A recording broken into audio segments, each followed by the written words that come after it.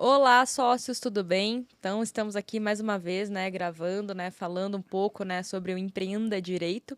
E hoje a gente vai falar um tema extremamente novo e relevante, né, para a sociedade atual. A gente vai falar sobre a pejotização no mercado imobiliário, seus riscos, vantagens e os cuidados jurídicos necessários. E para esse bate-papo, temos a honra de receber o advogado especialista Douglas Millar, com atuação desde 1999, pós-graduado em Direito Imobiliário pela EPD, com formações em Compliance Empresarial, Anticorrupção e Advocacia 4.0. Douglas também é membro das comissões de Inteligência Artificial e Direito Imobiliário, além de advogado do Sindimóveis. Douglas, seja muito bem-vindo e muito obrigado por estar aqui conosco. Imagina, muito obrigado a vocês pelo convite, é uma honra participar. É estranho estar na condição de entrevistado, então vou tentar não ficar fazendo muita pergunta, tá? Douglas, e para a gente começar esse bate-papo, esse é um tema também muito polêmico, né? Então, como que você define a pejotização no mercado imobiliário?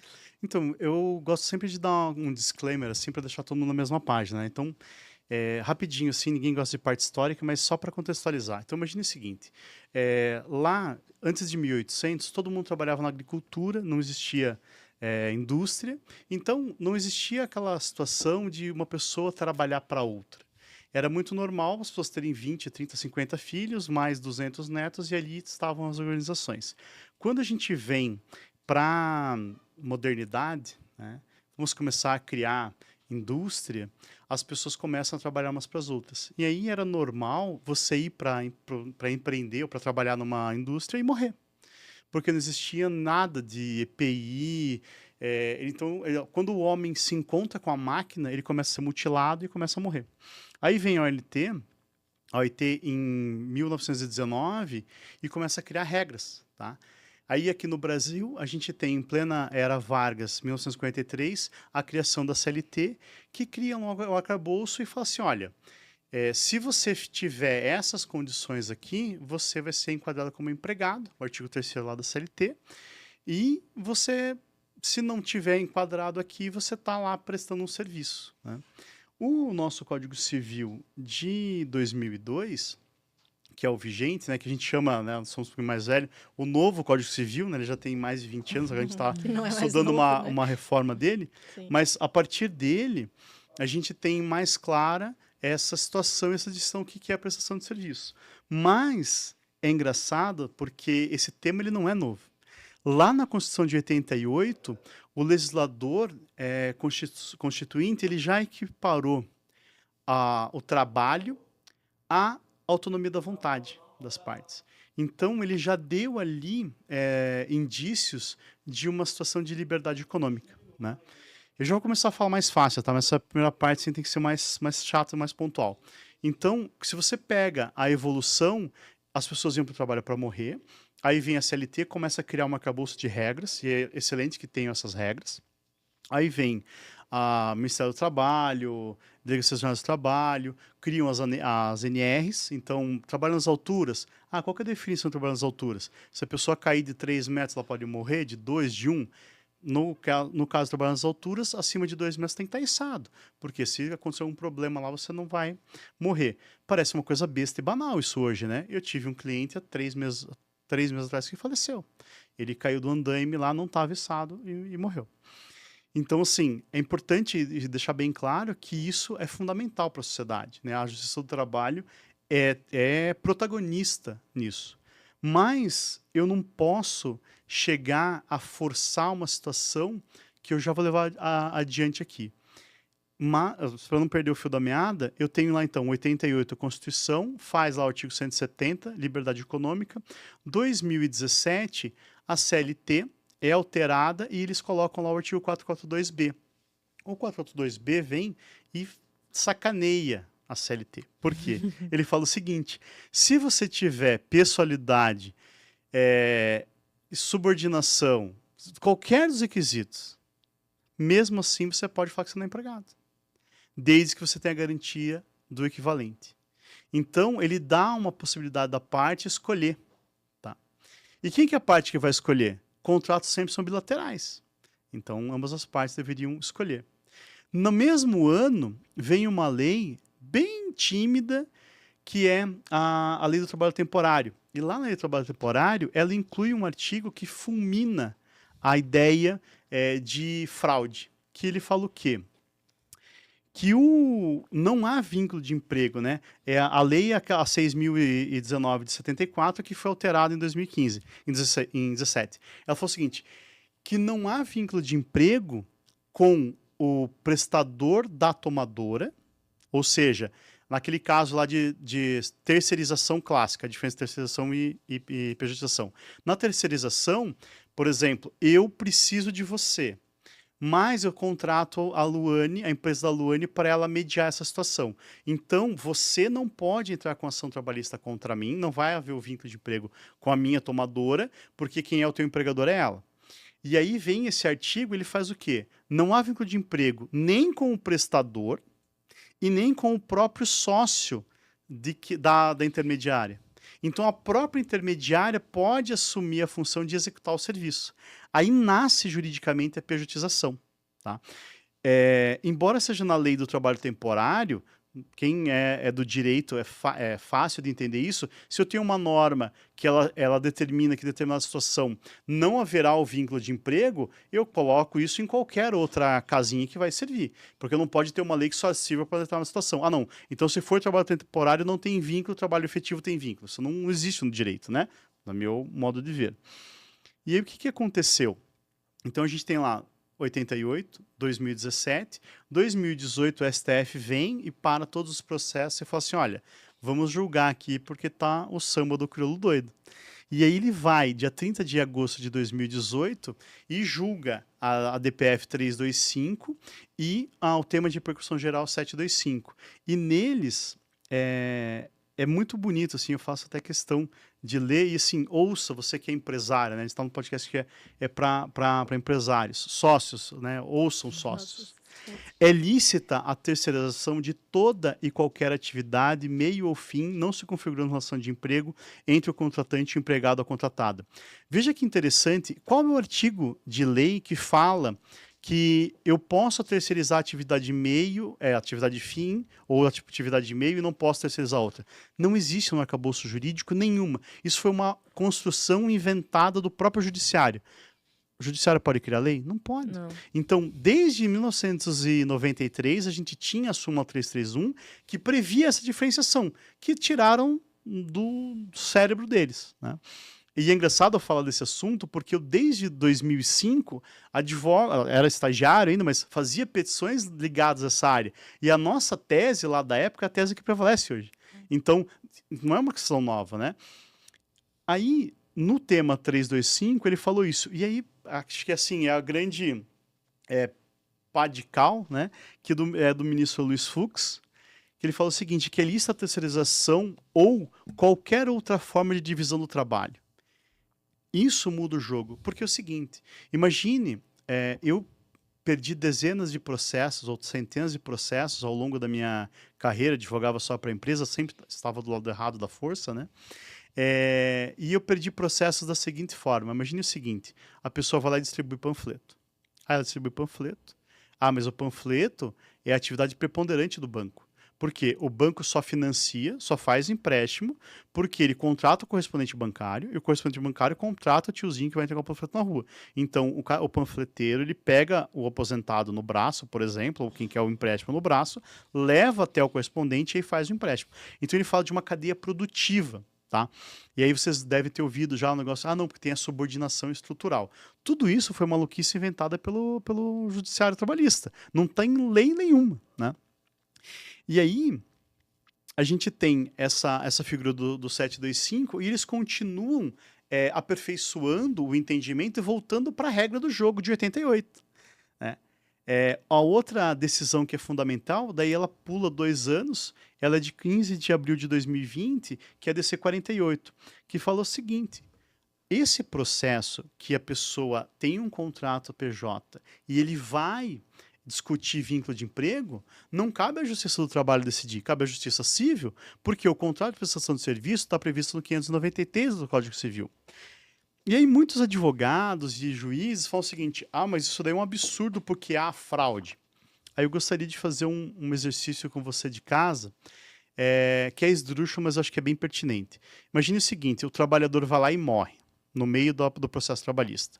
Qual que é a consequência jurídica desse processo? Ele é suspenso e aí vai para o juiz civil para ver o inventário. Então você tem que fazer o inventário primeiro para nomear o inventariante para ver quem é que vai receber o monte mora, o direito à indenização. Perfeito? Alguém já viu um juiz do trabalho em fazer o inventário? Ninguém nunca viu.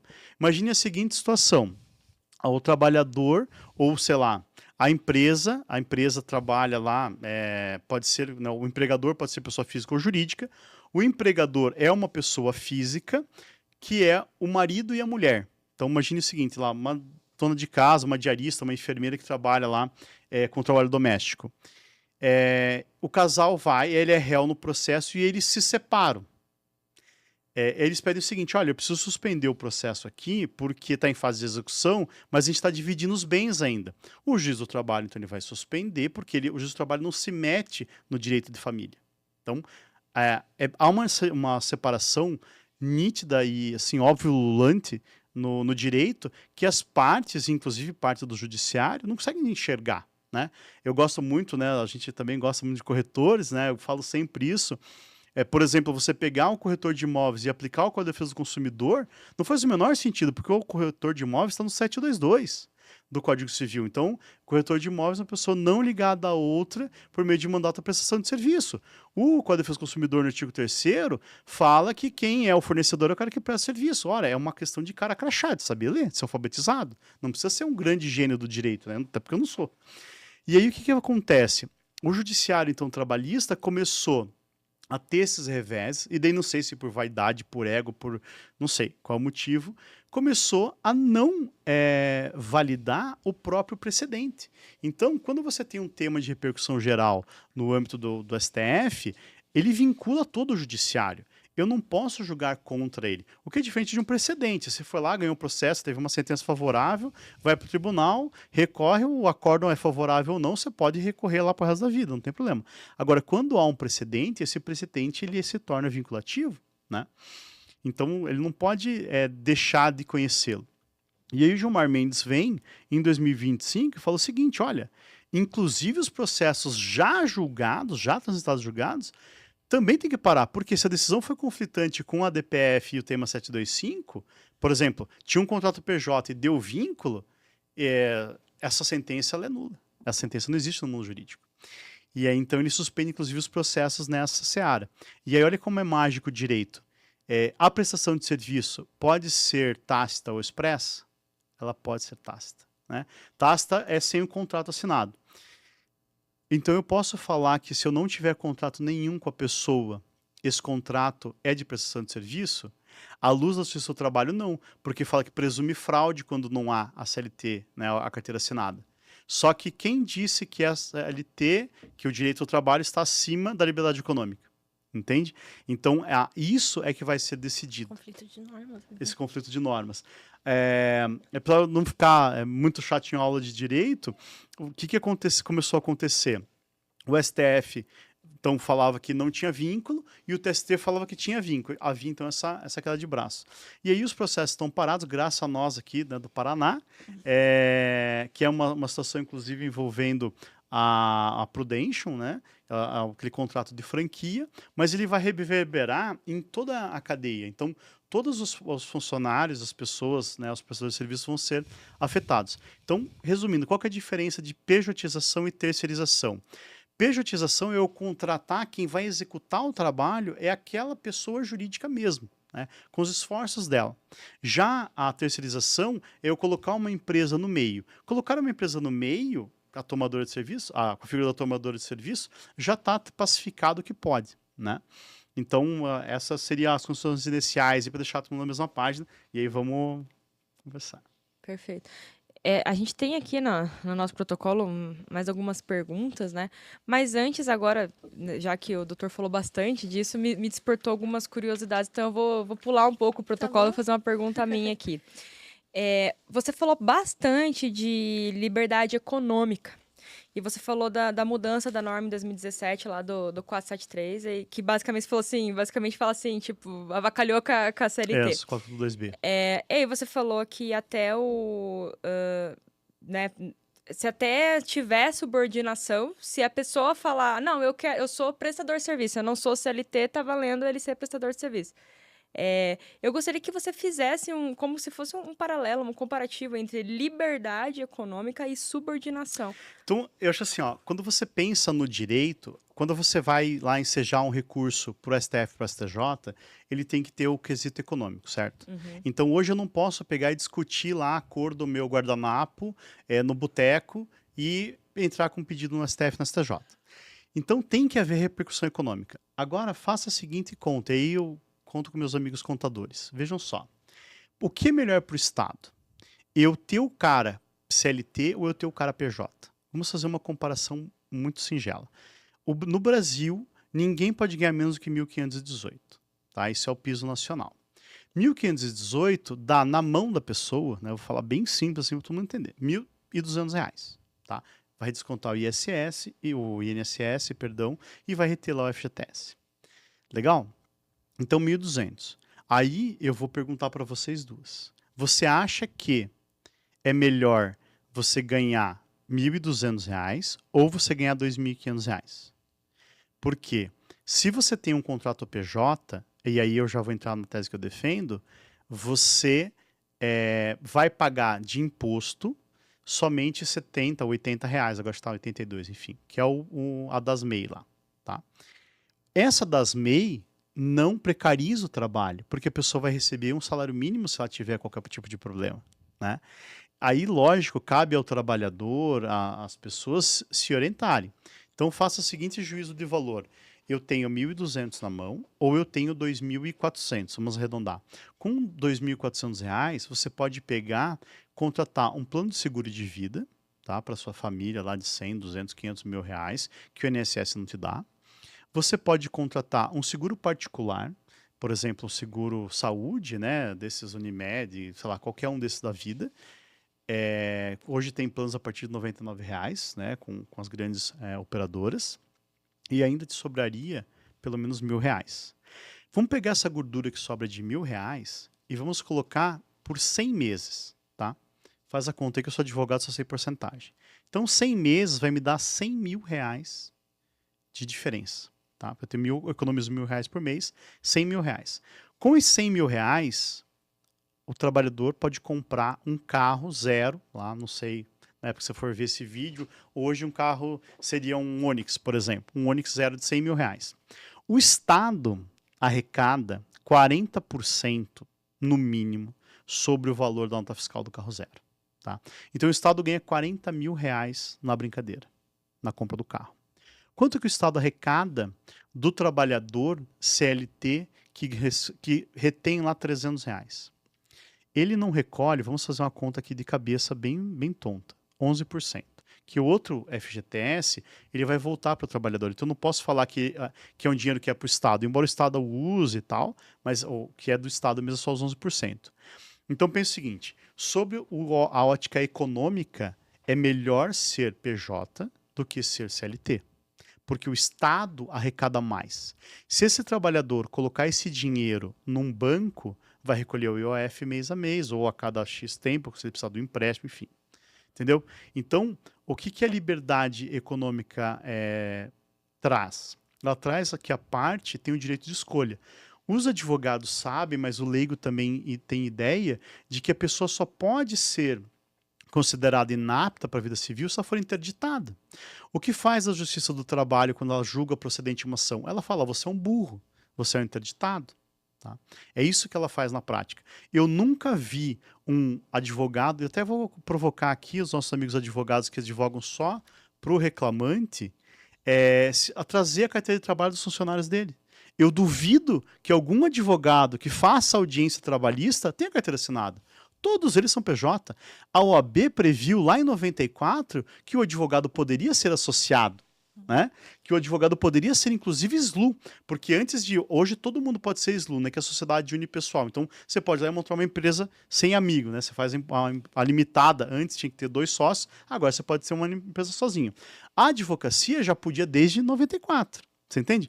Então, assim, para quem que é bom a CLT? Eu acho que para os empresários é bom, porque a pessoa tem uma falsa ideia de liberdade, que é de garantia, de segurança, né? Mas a gente viu lá em 2008 a Grécia mandando 100 mil pessoas embora, que eram funcionários públicos, e em 2009 acho que 1 milhão de pessoas que tinham estabilidade. Quando acaba o dinheiro, acabou. O problema é a nossa cultura. Posso fazer mais uma pergunta nesse sentido? Eu sou uma empresária e quero contratar alguém PJ, tá? Eu posso obrigar a vir... como é que é? Exclusividade? Então, eu entendo que pode. Porque é o seguinte, ó, a gente tem que separar o arranjo trabalhista dos benefícios tributários. Tá? Então, para mim, você ser PJ é um benefício tributário só. Existe o juiz do trabalho hoje, ele sofre subordinação jurídica? Sofre, do CNJ. O CNJ fala para ele em maio, olha, você tem que julgar tantos processos que até dezembro. Todo mundo que é casado sofre subordinação jurídica da esposa.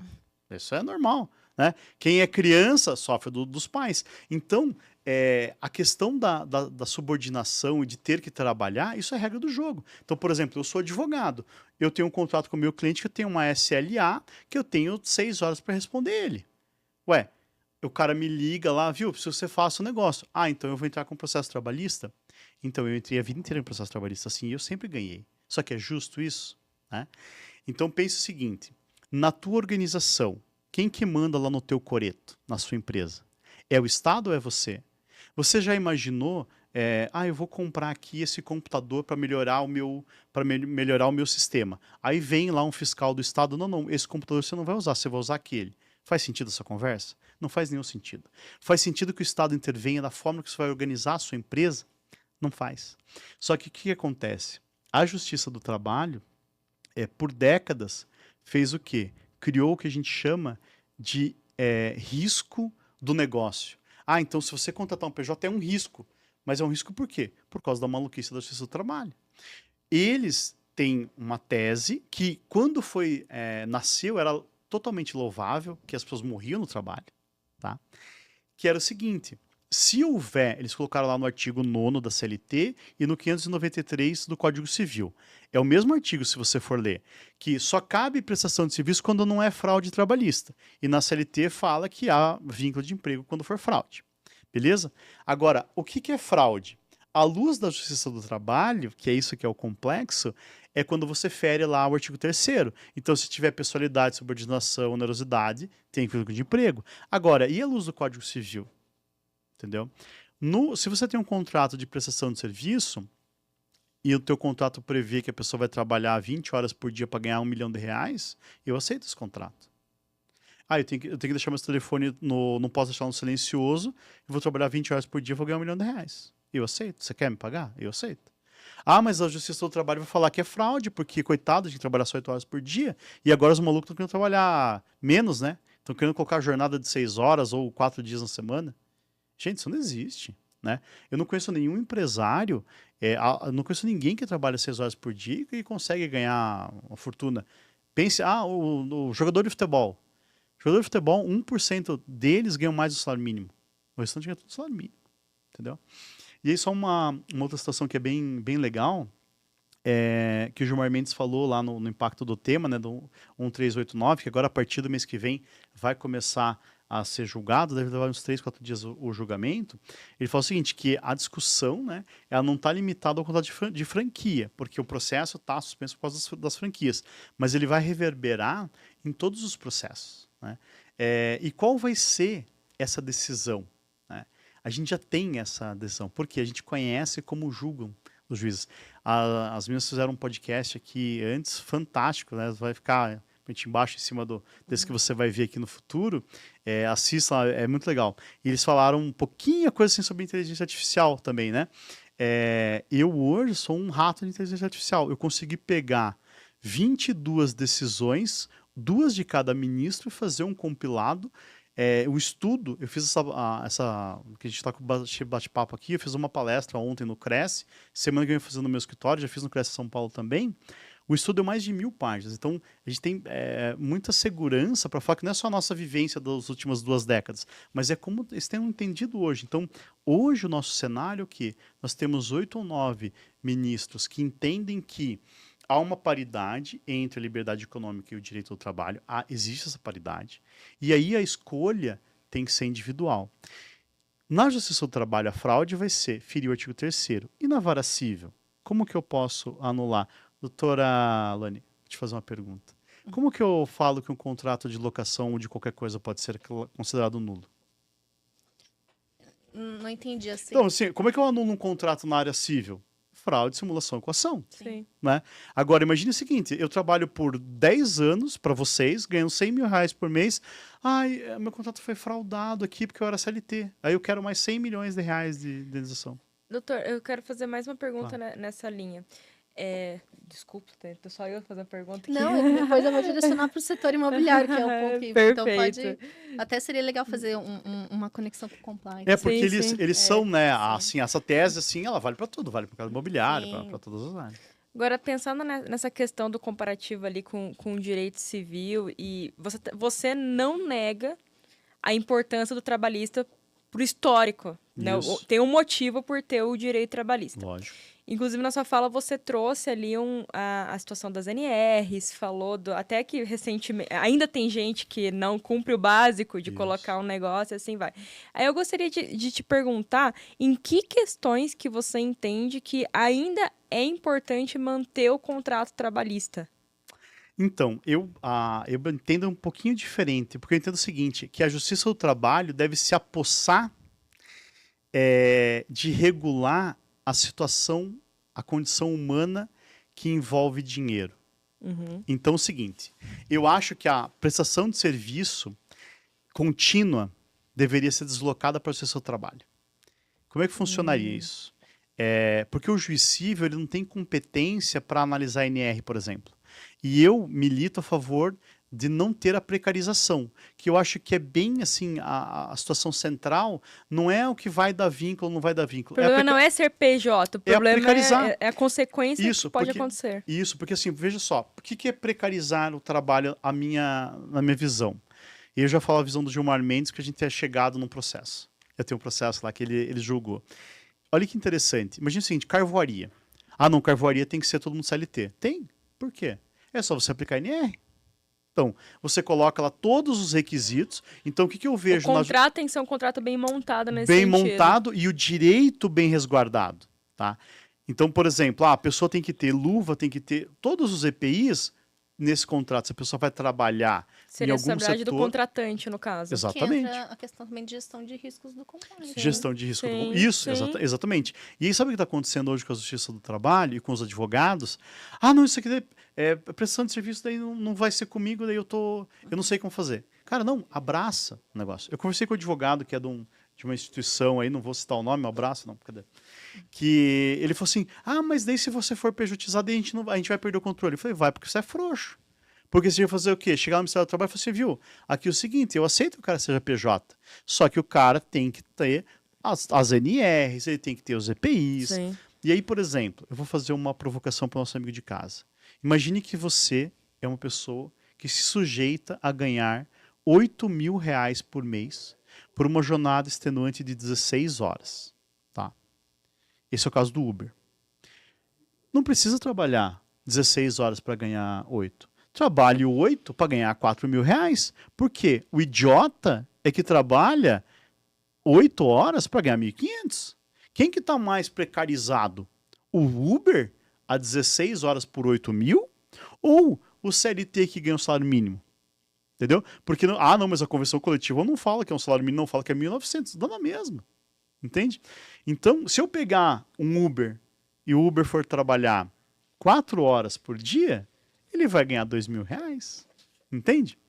Então, assim, não faz sentido, e na minha visão, no frigir dos ovos, se você não está na carvoaria, o que manda é o dinheiro.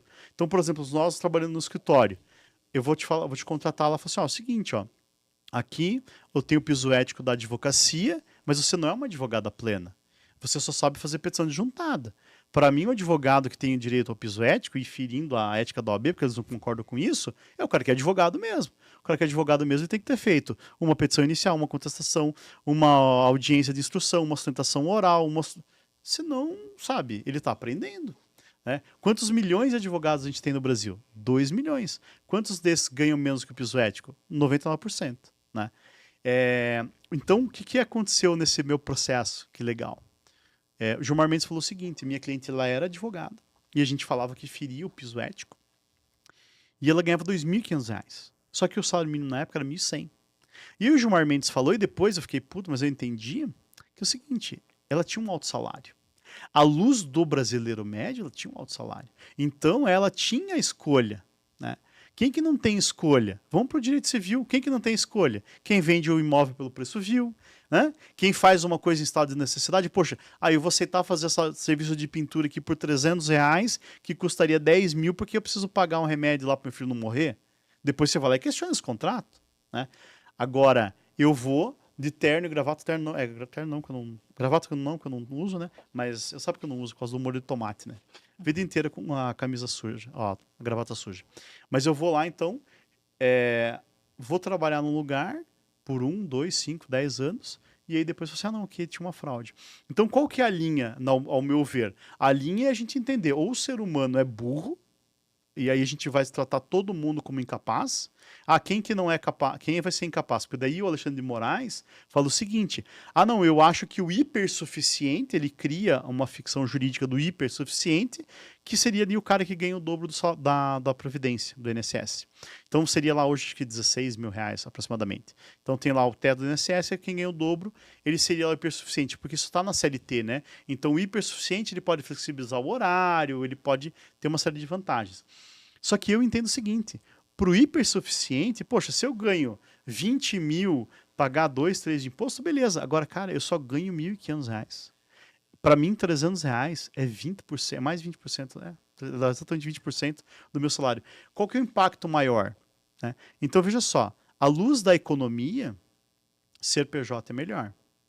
À luz de um Estado mais progressista, ser PJ é melhor, porque eles criaram o MEI. O MEI não é uma Constituição liberal. Né? À luz da Constituição, eu posso ser os dois. Né?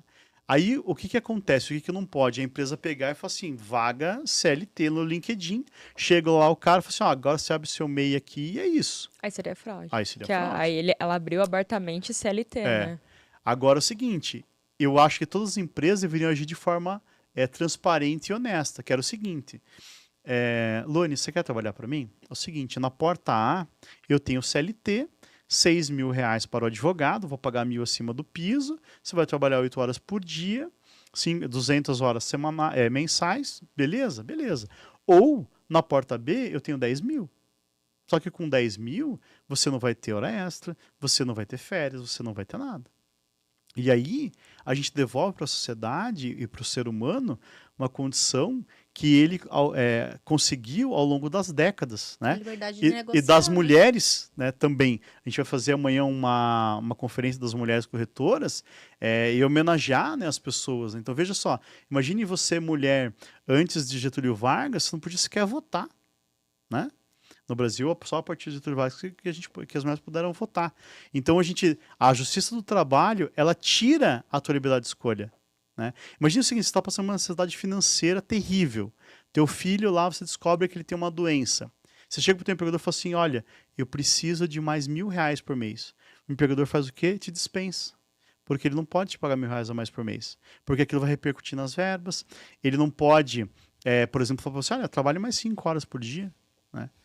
Se você está escravo da CLT, você não pode. Né? Agora, se você está num contrato PJ, você tem total autonomia. Né?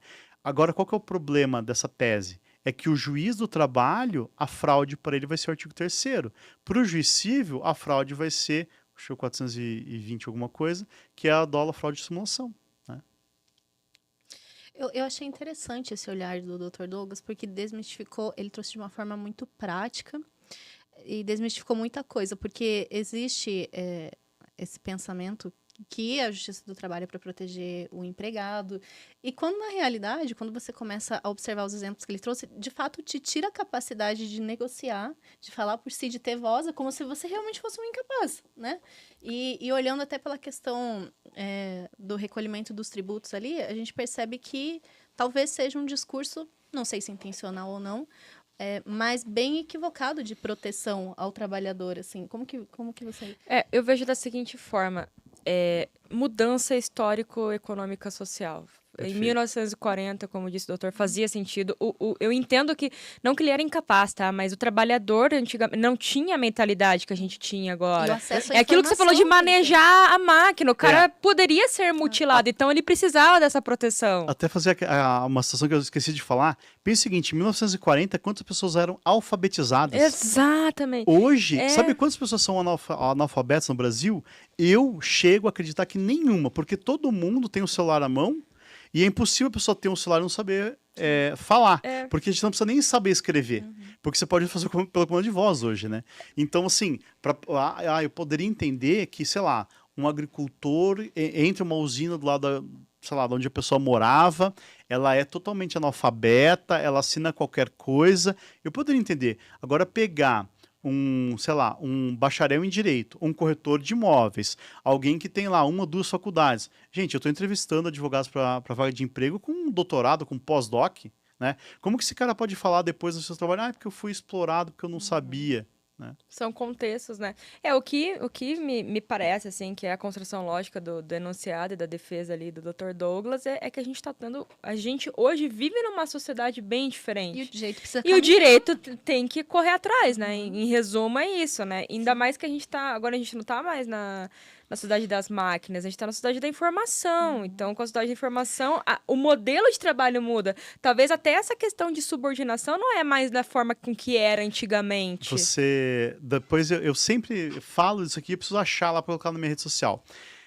Tem um julgamento, eu gosto de assistir o julgamento inteiro, sabe? Eu sou desses, né? Então, eu estava vendo o julgamento do TST outro dia, e aí tava o ministro, não vou lembrar qual que era, e ele vira para a moça da água, e ele fala assim, você me serve uma água? Daí ele para, olha para a câmera e fala assim, então, veja como é complexo as relações trabalhistas hoje. Qual que seria o correto? Eu ligar para a empresa, que é a empregadora dela, e mandar o gerente dela, o supervisor dela, me trazer uma água. É ilógico isso. Então, assim, a subordinação jurídica, ela não tem o menor sentido no mundo atual. Né? E uma situação, vocês falaram até no outro podcast, da questão da IA, tá, assim, eu tô aficionado pela IA, e sabe o que vai acontecer com quem tiver resistente? Ele vai ser trocado, mas num piscar de olhos. Eu paro, às vezes, no escritório e falo assim, poxa, o meu gargalo no escritório hoje é esse aqui. Eu preciso de um advogado para fazer isso. Mas me dá, às vezes, meia hora, eu falo assim, eu vou lá no Gemini, programa aquilo, eu falo, não preciso mais. Né? Então, aonde a gente vai colocar essas pessoas que estavam lá, estão esperando para trabalhar, e aí pensa o seguinte, coisas que nós, advogados, somos muito bons, digitar, né? Digitar no processo. Eu cheguei a entrevistar pessoas, assim, quantos toques você faz por minuto? Hoje não faz o menor sentido isso, porque eu escrevo muito mais rápido com a IA do que eu mesmo digitando, né? Ah, mas daí não é você. Não, acho que sou eu, a persona é minha. Sim. Né? É a minha forma de escrever. Quem prepara o prompt é você. O contexto é seu. O contexto é meu. Falando ainda da parte trabalhista, que eu acho muito legal, é a gente pensar o seguinte.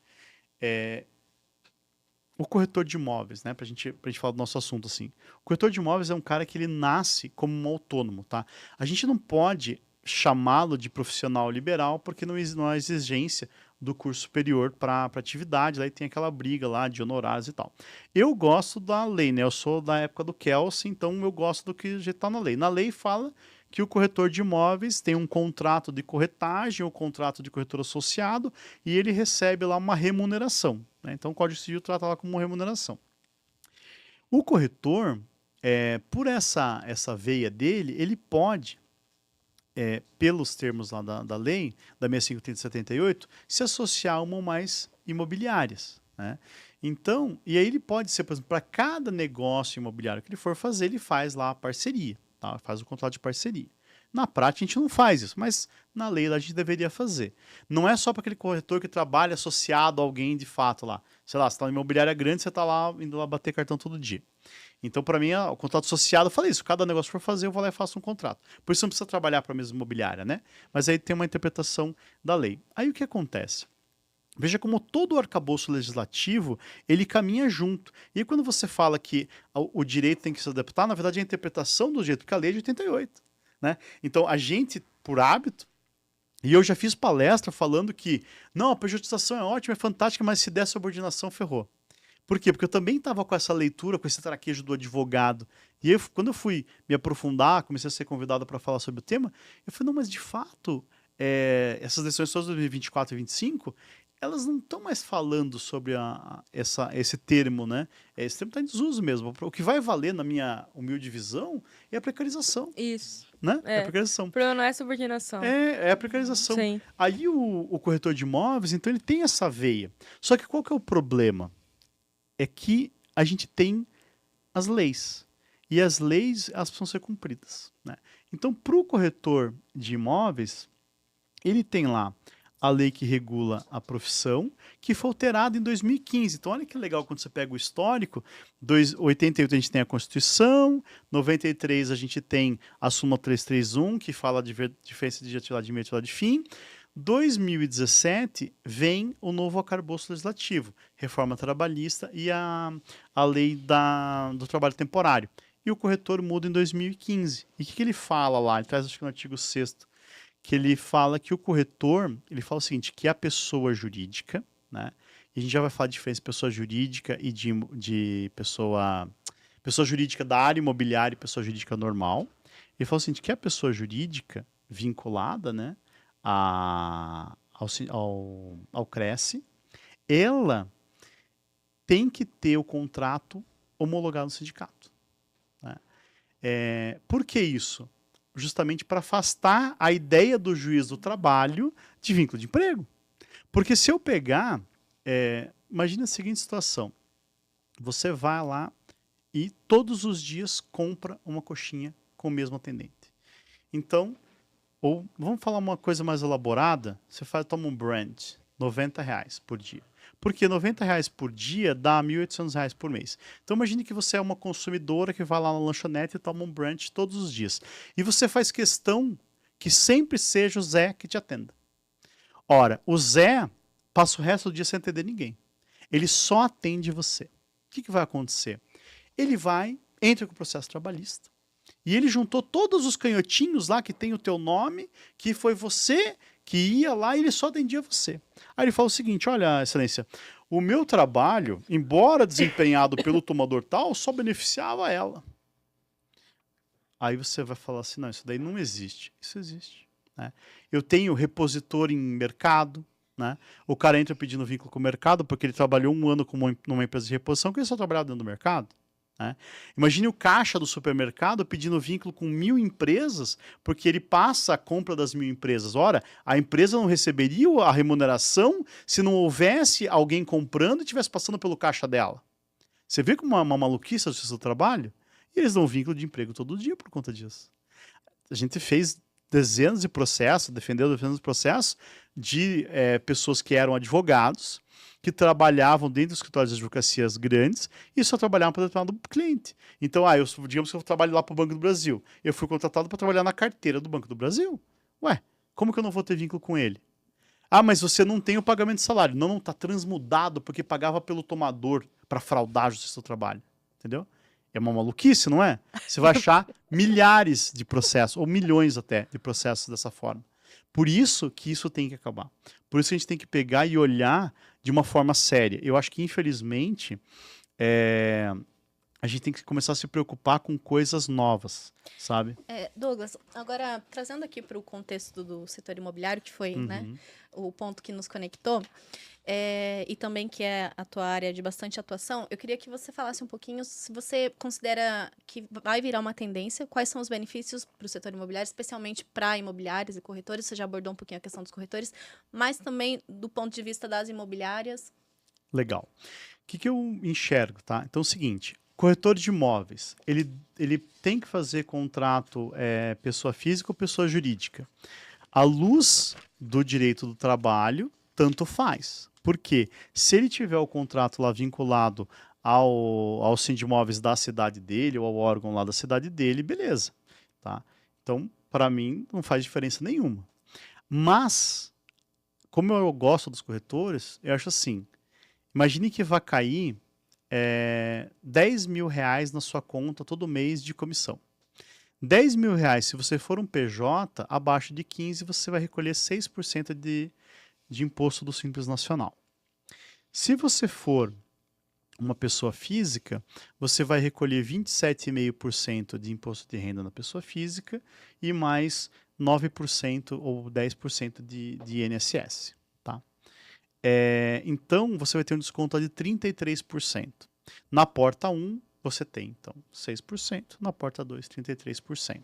Tá? Qual que é o que você faz com essa diferença de dinheiro? Vamos calcular? 600 contra 3.300. Dá lá uma diferença de R$ 2.700.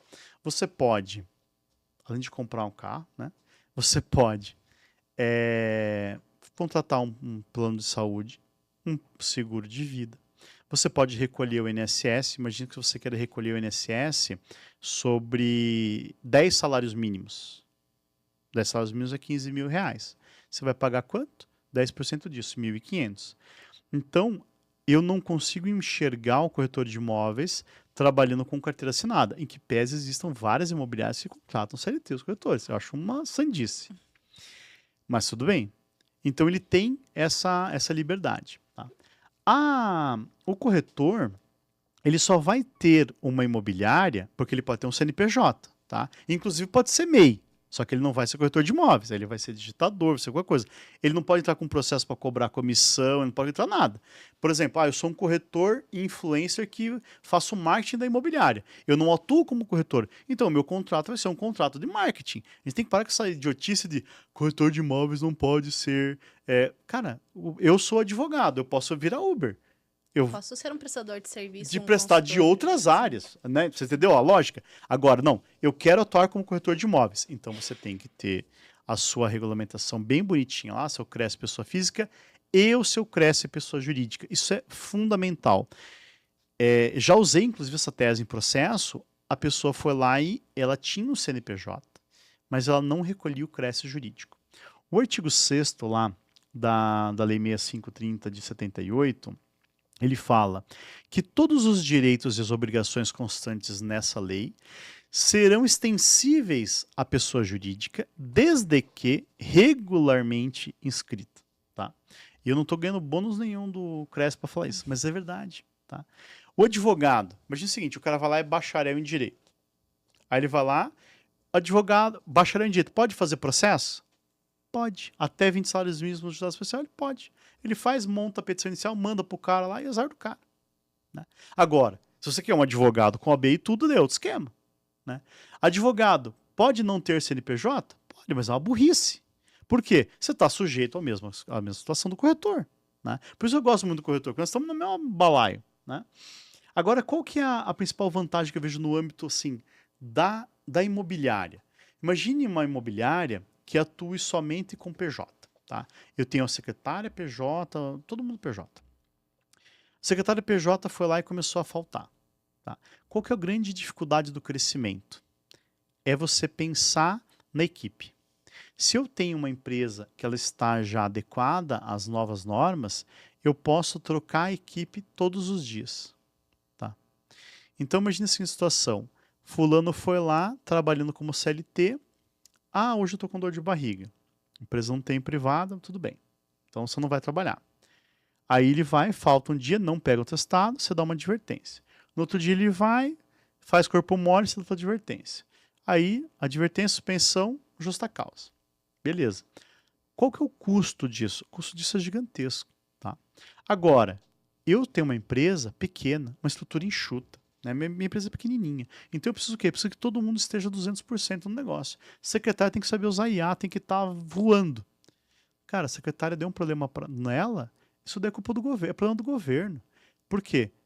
ela que se afaste lá pelo INSS para cuidar da vida dela. Não é o ônus da empresa isso, né?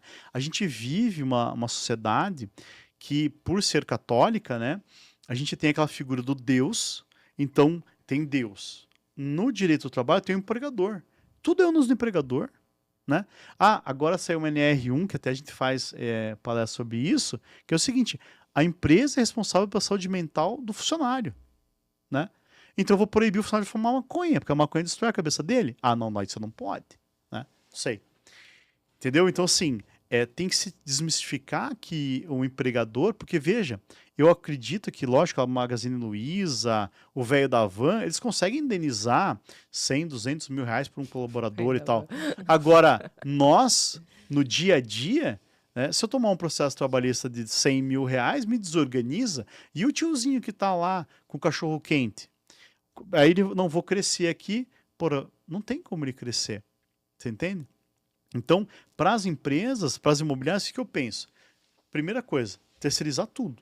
Então, a imobiliária faz lá e faz vistoria. Burrice, terceiriza. Né? Terceiriza, você não tem risco. Se der algum problema na vistoria, você processa o cara, o vistoriador. Eu tenho uma máxima que eu gosto de falar sempre que eu tenho oportunidade, que é o seguinte: eu não contrato contra quem eu não posso litigar. Então, eu não contrato eletricista, eu contrato empresa lá de engenharia. Por quê? Se o cara for lá mexer na minha tomada lá e tomar um choque e morrer, vão me encher o saco.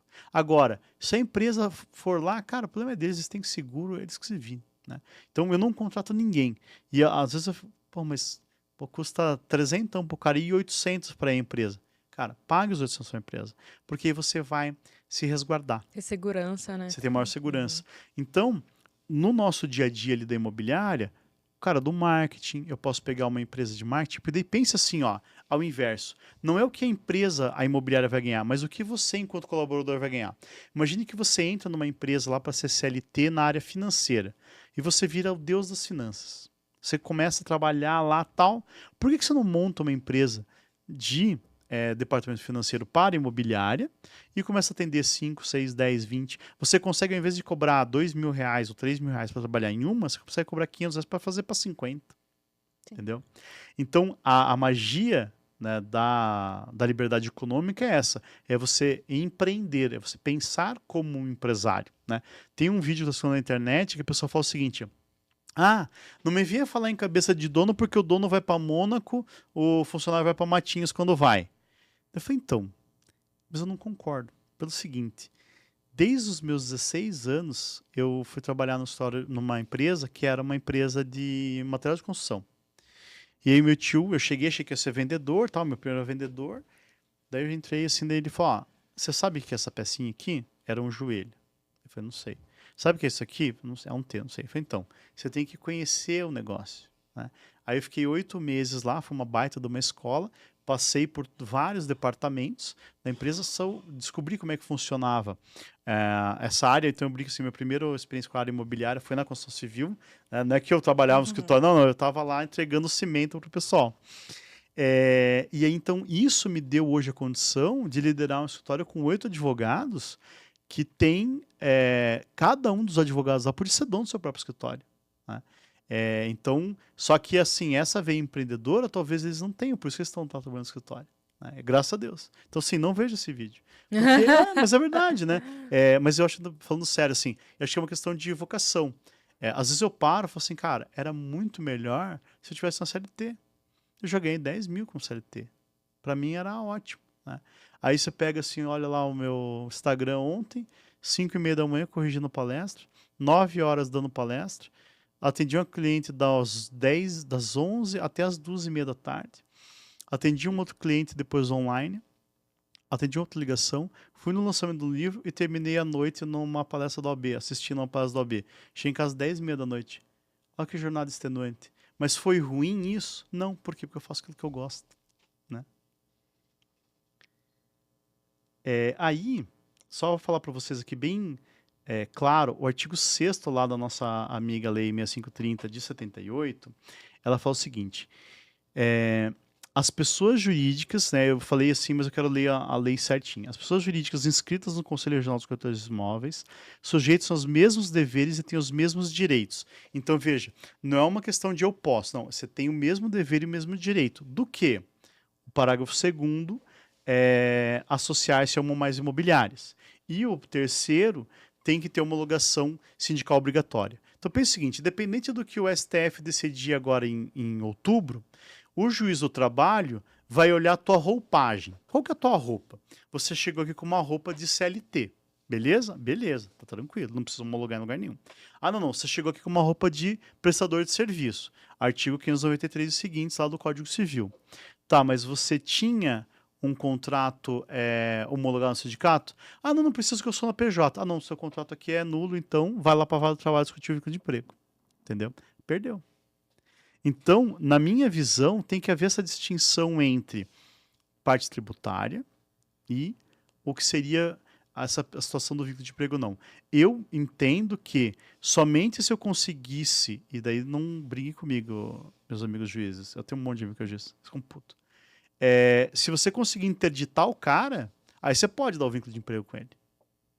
Porque senão, cadê a minha liberdade de escolha? Imagine se a moda pega. Eu vou lá e falo o seguinte, 10 anos depois, eu falo assim, olha, eu não queria estar casado. Ou, eu não queria ter esse filho aqui. Ó, esse filho aqui não é meu, não quero ter o filho.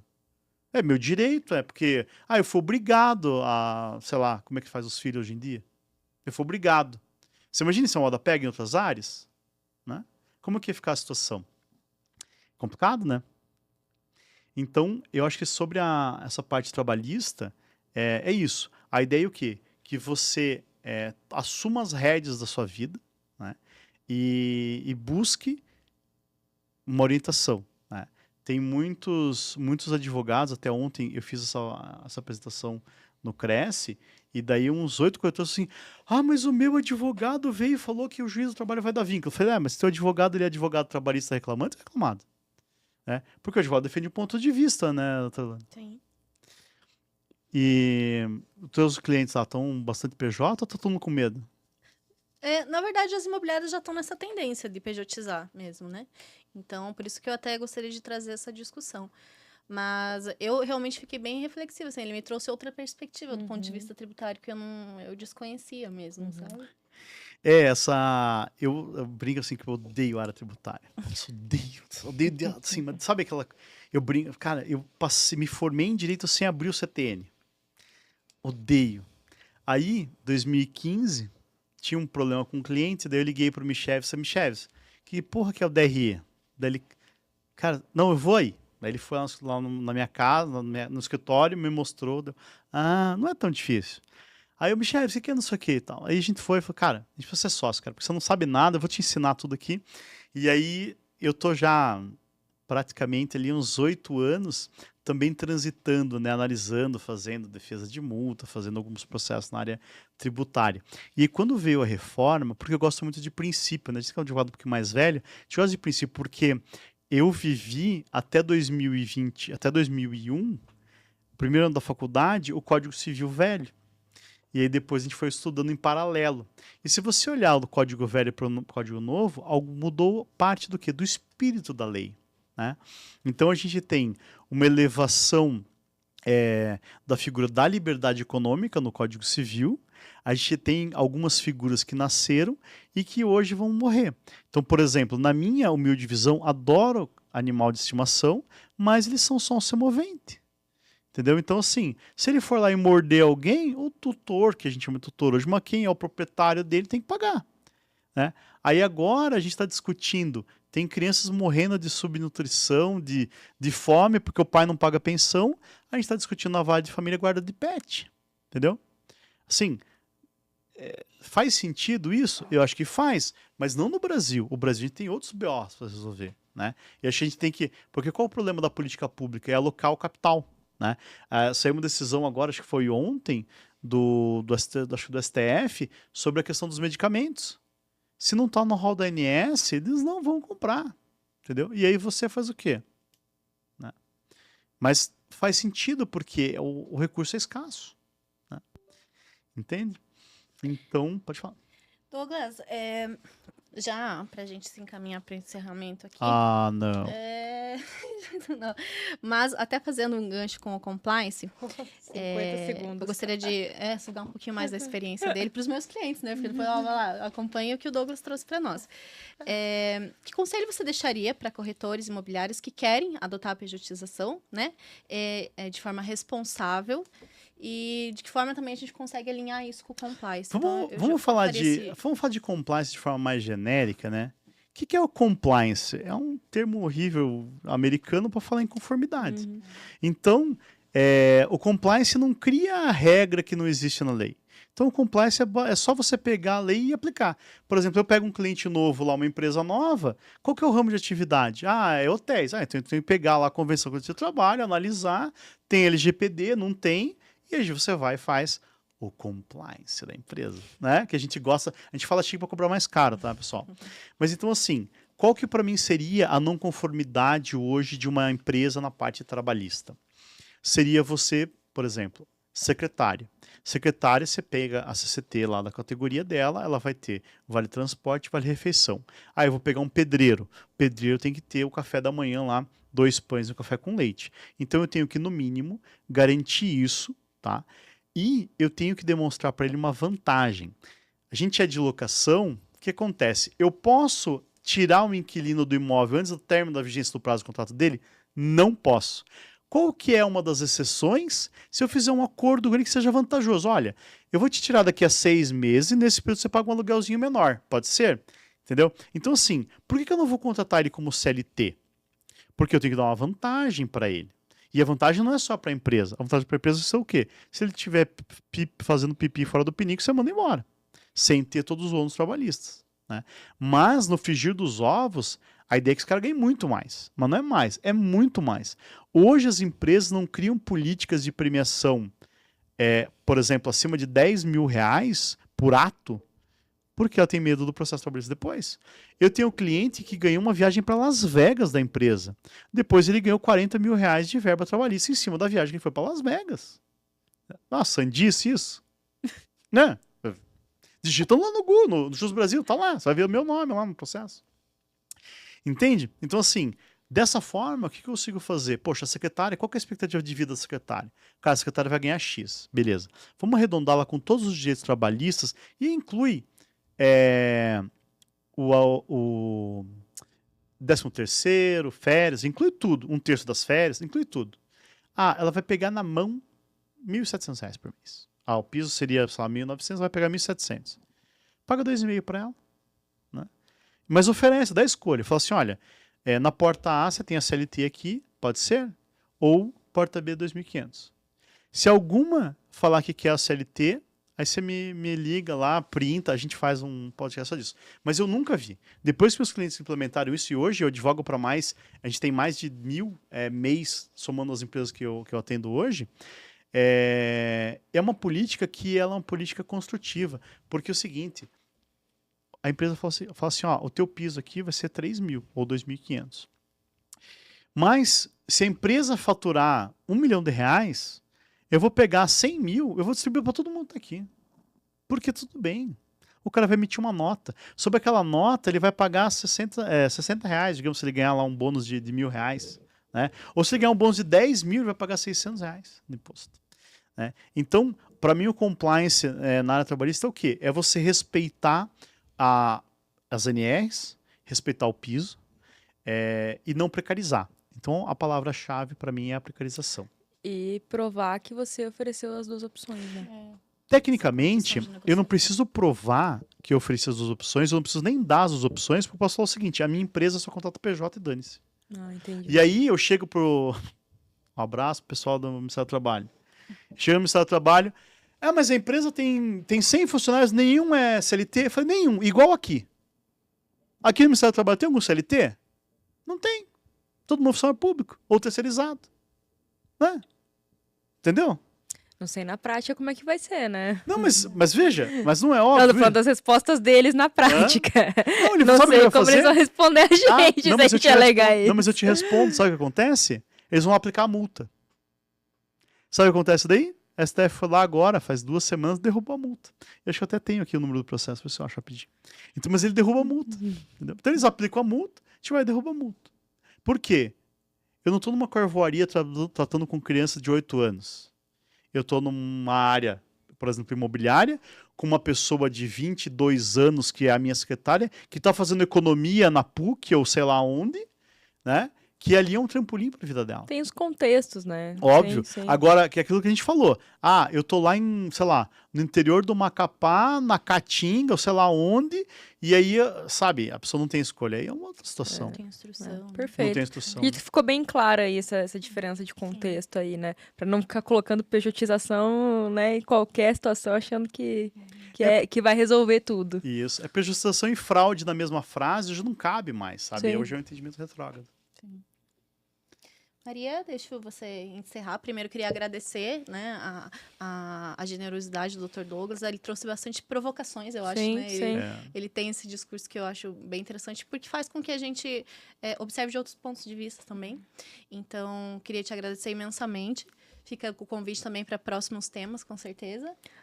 Depois de hoje, a gente mostrou que o Empreenda Direito é bem diverso, né? Sim. Que a gente já trouxe até gente falando de NR1 aqui. Foi bem legal, gostei. Maravilha. Pode ir. Então, pessoal, mas acho que antes você quer falar o seu jabá, Instagram. Onde a gente encontra o Douglas. Vou fazer umas considerações finais, assim. Isso. Pessoal, eu gosto sempre de deixar bem claro, se olhar lá minhas redes sociais, parece que eu sou professor. Eu não sou professor, eu sou só advogado. Então, tudo aquilo que eu falo, eu estou defendendo uma tese, tá? E aí, lógico, eu acho que a liberdade econômica ela é melhor para a sociedade hoje, mas também já defendi situações em que a pessoa estava trabalhando dentro de uma organização por 20 horas por dia e ela estava numa situação de trabalho. Então, assim, cada caso tem que ser feita uma análise. É o contexto. Sim. Foi perfeita a colocação.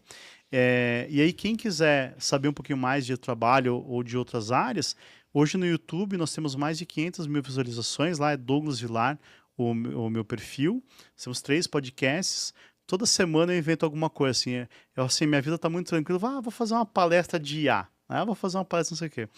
Aí agora, se passar rapidinho a nossa agenda, amanhã convido os corretores de imóveis para estar lá no Cresce Paraná, a gente vai fazer um evento bem legal, vou ter a honra de abrir o evento, então a minha palestra vai ser às 9 horas, 9h30, e aí a gente vai falar sobre mercado imobiliário, pejotização, responsabilidade civil do corretor de imóveis, que acabou não dando tempo de a gente comentar um pouquinho hoje, mas a doutora Lani teve lá no podcast, a gente chegou a falar disso.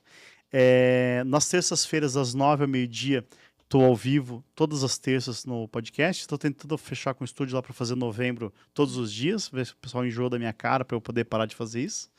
E na segunda-feira eu vou fazer uma palestra para empresários e corretores lá no meu escritório sobre esse tema. E é legal porque daí, assim, na medida que a pessoa vai trazendo a dúvida dela, a gente vai enriquecendo o debate, né? E eu tô aberto, assim, me convençam, né, que outras formas são melhores, que eu acho que, assim, o advogado ele tem que estar sempre estudando e tem que estar sempre aberto a outro ponto de vista, né? Eu tive a oportunidade de falar o que eu falei para vocês hoje, para um presidente de um TRT, do Brasil, que eu não vou citar qual que é, mas não é o nosso, tá? Não sabe quem que é. E aí eu falei, ele, não, porque é tudo fraude e tal. Daí eu peguei, argumentei com ele, daí veio a pessoa servir água, daí eu falei assim, não sirva ele. Manda ele ligar lá pro teu empregador para servir água. Aí ele ficou reflexivo, ele falou assim, não, você não tá de todo errado, mas não concordou, né? Mas não tá de todo errado. E quem quiser me seguir, então, em todas as redes sociais, inclusive no Spotify hoje, é @Douglas Vilar. Beleza? Obrigado, pessoal. Tchau, tchau. Douglas, desculpa. tem mais uma aqui, né, que a gente pega de surpresa Claro. nossos convidados. Nós gostamos de pedir para o convidado deixar uma frase ou uma mensagem inspiracional de impacto que te toque, seja como teu mantra, assim. Maravilha. Eu gosto muito de usar essa frase, eu tenho usado ela no meu podcast, usar ela nas palestras, e vai ser uma honra falar aqui também. Tem uma frase que eu gosto, 2 frases eu gosto muito, vou usar 2. A primeira delas não adianta correr atrás das borboletas, cuide do jardim que elas vêm. É um trecho do poema do Mário Quintana, que parece que é sobre o amor, mas para mim é sobre o empreendedorismo. Cuide da sua empresa, do seu negócio, porque os clientes, eles vêm como uma consequência do teu trabalho. Não adianta você sair gravando videozinho se a tua petição tá uma porcaria, se você não sabe fazer, de qualquer área, né? E a outra que eu acho que é a mais pesada, tá na Bíblia, que é Deus vomitará os mornos, né? Eu gosto Então, dessa frase. na tua vida, né, não seja morno. Então, Seja quente ou frio, né? seja quente ou frio, mas não seja morno, né? Haja com garra, né? Beleza? Muito bom, obrigada. Perfeito, pessoal. Maravilha. Então agradecemos também a todos, né, que acompanharam a gente, né, mais um desses episódios. Agradecemos também ao Dr. Douglas, doutora Luane, e nos vemos na próxima. Maravilha. Tchau, tchau. Tchau, tchau.